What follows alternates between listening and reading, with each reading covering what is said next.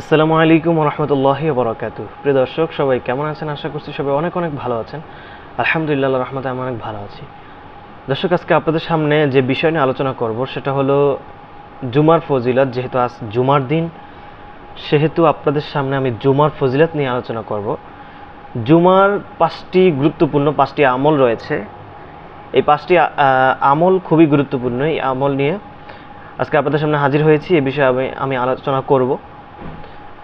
তো জুমার দিন এটা খুব ফজিলতপূর্ণ, খুব গুরুত্বপূর্ণ একটা দিন। জুমার দিনে এই জুমার দিনটা হলো ঈদের দিন, গরিব দুঃখীর ঈদের দিন। এই জুমার দিনটা গরিব দুঃখীর হজের দিন। এই জন্য এই জুমার দিনটা আমরা জুমার নামাজ থেকে ফারেগ না হয়ে আমরা কি করব? জুমার নামাজ আদায় করার, জামাতে আদায় করার চেষ্টা করবে ইনশাআল্লাহ তাআলা।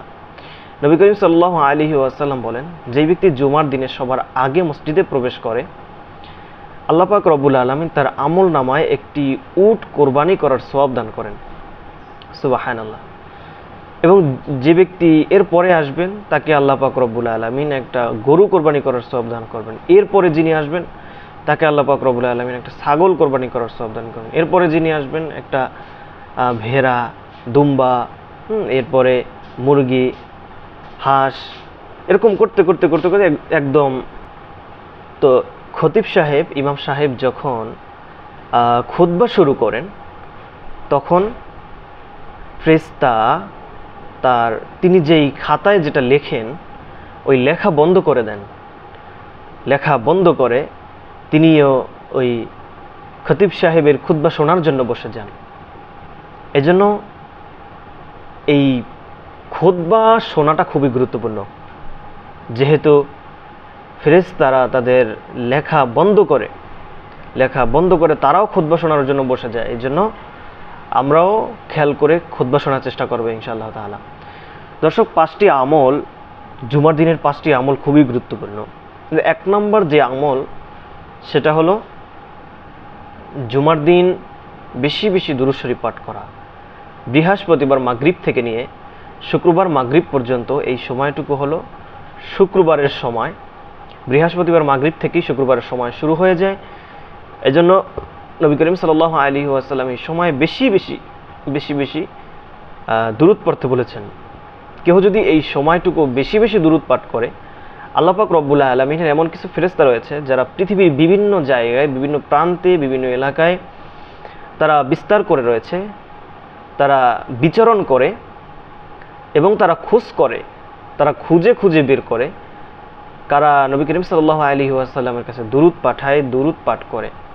যারা নবী করিম সাল্লাল্লাহু আলাইহি ওয়াসাল্লামের কাছে দুরূদ পাঠায়, দুরূদ পাঠ করে, ওই ফেরেশতারা তাদের নাম, তাদের বংশ পরিচয় সুন্দরভাবে লিখে নবী করিম সাল্লাল্লাহু আলাইহি ওয়াসাল্লামের কাছে পৌঁছে দেন। এই জন্য আমরা এই সময়টুকু মাগরিব থেকে নিয়ে আপনার বৃহস্পতিবার মাগরিব থেকে শুক্রবার মাগরিব পর্যন্ত এই সময়টুকু আমরা বেশি বেশি দুরূদ শরীফ পড়ার চেষ্টা করব ইনশাআল্লাহ তাআলা। দ্বিতীয় নম্বর যে আমল সেটা হলো নবী করিম সাল্লাল্লাহু আলাইহি ওয়াসাল্লাম বলেন, শুক্রবার জুমার দিন শুক্রবার কোনোভাবেই যেন তোমাদের ফজরের নামাজ কাজা না হয়। অন্যান্য নামাজ তো জামাতে পড়তেই হবে, কিন্তু এই নামাজটা শুক্রবার ফজরের নামাজের প্রতি নবী করিম সাল্লাল্লাহু আলাইহি ওয়াসাল্লাম একটু গুরুত্ব আরোপ করছেন, একটু গুরুত্ব দিয়েছেন। এজন্য আমরা যেভাবেই হোক, মোবাইলে অ্যালার্ম দেওয়ার মাধ্যমে হোক, আমার অন্য ভাই কিংবা অন্য বন্ধুকে জানিয়ে দেব, হে বন্ধু, ভাই তুই আমাকে ডাকিয়ে দিস, কিংবা বাবা মা তাদেরকে আমরা বলে দেব যে মা, বাবা আমাকে শুক্রবার আগামীকালকে ফজরের নামাজের জন্য আমাকে ডেকে দেবে। শুক্রবার নবী করিম সাল্লাল্লাহু আলাইহি ওয়াসাল্লাম ফজরের নামাজের প্রতি গুরুত্ব দিয়েছেন। ফজরের নামাজ যেন কোনোভাবেই কাজা না যায়, সেই ব্যাপারে নবী করিম সাল্লাল্লাহু আলাইহি ওয়াসাল্লাম বলেছেন যে কোনোভাবেই যেন তোমাদের ফজরের নামাজ কাজা না যায়। এই জন্য আমরা কোনোভাবেই যেন আমাদের শুক্রবার ফজরের নামাজ যেন কোনোভাবেই কাজা না যায়, সেই বিষয়ে আমরা সকলেই লক্ষ্য রাখার চেষ্টা করবো ইনশাআল্লাহ তাআলা। তৃতীয় নম্বর যে আমল সেটা হলো শুক্রবার সূরা কাহাফ তেলাওয়াত করা। সূরা কাহাফ তেলাওয়াত করা, কেউ যদি সূরা কাহাফ তেলাওয়াত করে, নবী করিম সাল্লাল্লাহু আলাইহি ওয়াসাল্লাম বলেন এক শুক্রবার থেকে আরেক শুক্রবার পর্যন্ত তার আমলের প্রতি, নেক আমলের প্রতি আপনার ঈমানের একটা আলো তার অন্তরের মধ্যে গেঁথে যাবে। অর্থাৎ এই সকল আমলগুলো, এই সকল নেক আমলগুলো আল্লাহ পাক রব্বুল আলামিন তার অন্তরটাকে এই আমলগুলো দ্বারা আলোকিত করে দেবেন। এই জন্য আমরা কি করব? সূরা কাহাফ তেলাওয়াত করব।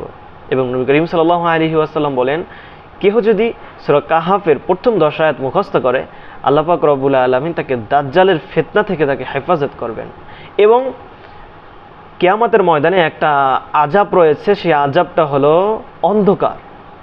সেই অন্ধকার আযাব থেকে আলোকিত হওয়ার জন্য এই সূরা কাহাফ যদি কেউ তেলাওয়াত করে, তাহলে ওই অন্ধকার আযাব থেকে আল্লাহ পাক রব্বুল আলামিন তাকে আলোকিত করে রাখবেন এবং তাকে ওই আযাব থেকে তাকে মুক্ত করে তাকে আলোকিত, অর্থাৎ আলো দ্বারা সুসজ্জিত করে রাখবেন। এই জন্য সূরা কাহাফ তেলাওয়াত করা। আমরা বেশি বেশি আমরা যারা সূরা কাহাফ তেলাওয়াত করতে না পারি, আমরা সূরা কাহাফ শুনবো। বর্তমানে ইন্টারনেটের যুগ, ইউটিউব, ফেসবুক বিভিন্ন মাধ্যমে শোনা যায়। এই জন্য আমরা যারা কোরআন তেলাওয়াত করতে না পারি, বলতে পারেন হুজুর আমি তো কোরআন তেলাওয়াত করতে পারি না। আপনি কোরআন তেলাওয়াত করতে পারেন না, আপনি কি করবেন? মোবাইলের মাধ্যমে আপনি সেটা শোনার চেষ্টা করবেন ইনশাআল্লাহ তাআলা। এই গেল তৃতীয় নাম্বার আমল। চতুর্থ নাম্বার যে আমল দর্শক, চতুর্থ নাম্বারে যেই আমল, সেই আমলটা একটু গুরুত্বপূর্ণ। নবী করিম সাল্লাল্লাহু আলাইহি ওয়াসাল্লাম বলেন কেউ যদি জুমার দিন আগে আগে উঠে, এরপরে আগে আগে ঘুম থেকে উঠে, এরপরে আপনার ফজরের নামাজ আদায় করে, জুমার দিন ফজরের নামাজ আদায় করে, জামাতের সাথে আদায় করে এবং মসজিদে হেঁটে মসজিদে প্রবেশ করে এবং মসজিদে ঢোকার পরে সবার আগে মসজিদে প্রবেশ করবে, মসজিদের সবার সামনের কাতারে বসে কোনো কথা না বলে, দুনিয়াবি কোনো কথা না বলে, জিজ্ঞাসকার, তাসবিহ, তাহলিল, দুরূদ শরীফ, ইস্তেগফার এই সকল কিছু পাঠ করে এবং ইমাম সাহেবের আলোচনা শুনে নামাজ পড়ে যেই ব্যক্তি কোনো কথা, দুনিয়াবি কোনো কথা না বলে মসজিদ থেকে বের হবে, তো আল্লাহ পাক রব্বুল আলামিন তিনি যে হেঁটে এসেছেন, প্রত্যেকটা হাঁটার বিনিময়ে 1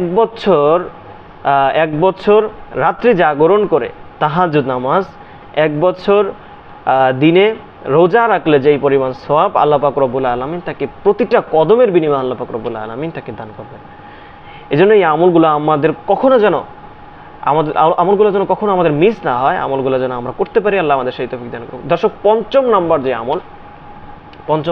আমল সেটা হলো শুক্রবার দিন পঞ্চম নাম্বার যে আমল রয়েছে সেটা হলো আল্লাহর কাছে দোয়া করা, বেশি বেশি আল্লাহর কাছে দোয়া করা। এখন এই দোয়ার সময়টা কখন, সেই সময়টা নিয়ে বিভিন্ন উলামায়ে কেরামরা বলেছেন, বিভিন্ন ফকি, বিভিন্ন আপনার ইসলামিক স্কলার যারা রয়েছেন তারা বলেছেন, এই সময়টুকু তারা বিশ্লেষণ করে তারা বলেছেন আসর থেকে মাগরিব পর্যন্ত এই সময়টুকু হচ্ছে দোয়া কবুলের সময়। এজন্য আমরা এই সময়টুকু গুরুত্ব দিয়ে আমরা আল্লাহর কাছে দোয়া করার চেষ্টা করব ইনশাআল্লাহ তাআলা। তো দর্শক, এই 5টি গুরুত্বপূর্ণ আমল আজকে জুমার দিন, শুক্রবার দিন, এই 5টি গুরুত্বপূর্ণ আমল যেন আমাদের কোনোভাবেই মিস না হয়, আমরা সেই ব্যাপারে খেয়াল রাখবো ইনশাআল্লাহ তাআলা।